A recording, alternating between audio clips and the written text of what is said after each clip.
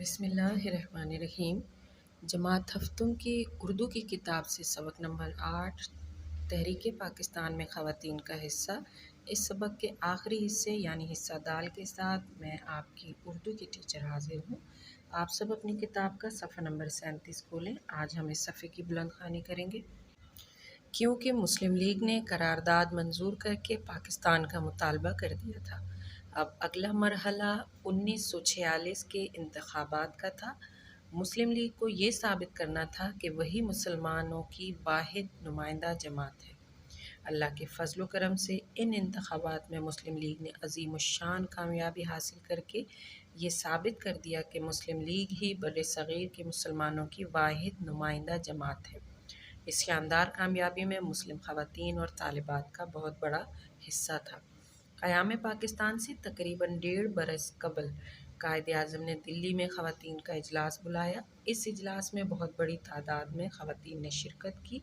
اس موقع پر خواتین سے قائد اعظم نے فرمایا، مجھے خواتین کے متحد ہونے پر بے حد خوشی ہوئی ہے۔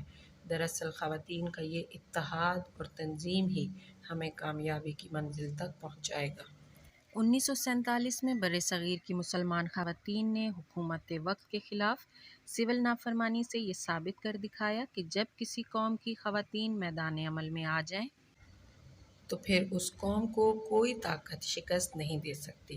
حکومت وقت نے ان پر لاٹھیاں برسائیں، آنسو گیس کے شیل پھینکے اور سول نافرمانی کے جرم میں خواتین کو گرفتار کرنا شروع کر دیا۔ خواتین حکومت کے اس حربے سے بھی نہ گھبرائیں، انہوں نے قید و بند کی سختیوں کو قبول کیا۔ جیل میں بھی انہوں نے اپنا کام جاری رکھا۔ انہوں نے دنیا پر یہ واضح کر دیا کہ آزادی کی راہ میں جیل کی دیواریں بھی رکاوٹ نہیں بن سکتی۔ خواتین نے نہ صرف سیاسی کاموں میں بڑھ چڑھ کر حصہ لیا بلکہ وہ سماجی خدمت کے کاموں میں بھی پیش رہیں۔ قیام پاکستان کے بعد جب بے سر و سامان مہاجرین کے قافلے پاکستان پہنچنے لگے تو ان کی آباد کاری بھی بہت بڑا مسئلہ تھی۔ اس موقع پر بھی خواتین نے مہاجرین کے کھانے پینے، رہنے سہنے اور علاج معالجے کے سلسلے میں بڑی اہم خدمات انجام دیں۔ انہوں نے تحریک کے لیے گھر گھر جا کر چندہ جمع کیا، جلسے کیے، جلوس نکالے، یوں انہوں نے بھرپور طریقے سے مردوں کا حوصلہ بڑھایا اور آزادی کی تحریک میں نئی جان ڈال دی۔ بچوں، آزادی کی جنگ میں خواتین نے جو کارہائے نمایاں انجام دیے، ان کا احاطہ اس ایک سبق میں ناممکن ہے۔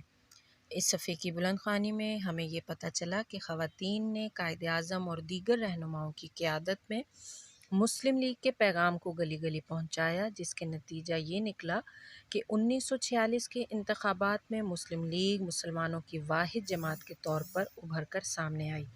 اس کامیابی میں مسلم خواتین اور طلباء نے بھرپور کردار ادا کیا۔ پاکستان بننے سے پہلے قائد اعظم نے دلی میں خواتین کا اجلاس بلایا اور ان کی خدمات کو سراہا۔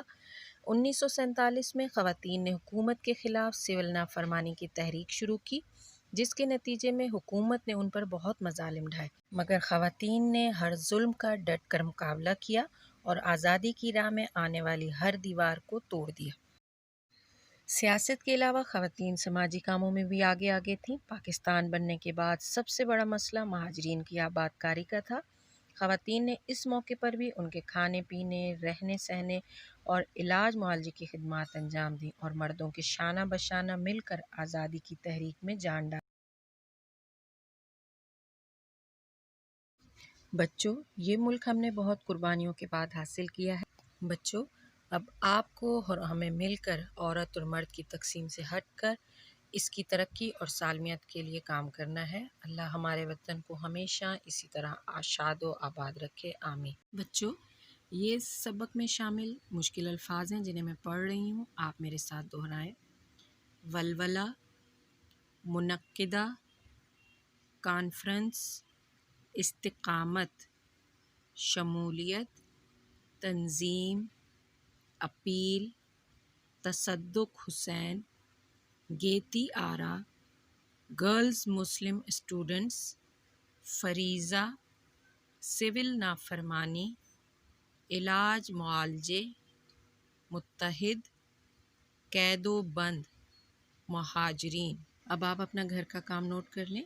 سبق نمبر 8 تحریک پاکستان میں خواتین کا حصہ کی بلند خوانی کریں اور مشکل الفاظ کی مشق AR میں کریں۔ اس سبق کے اگلے مشقی سوالات کے ساتھ جلد حاضر ہوں گے۔ اللہ حافظ۔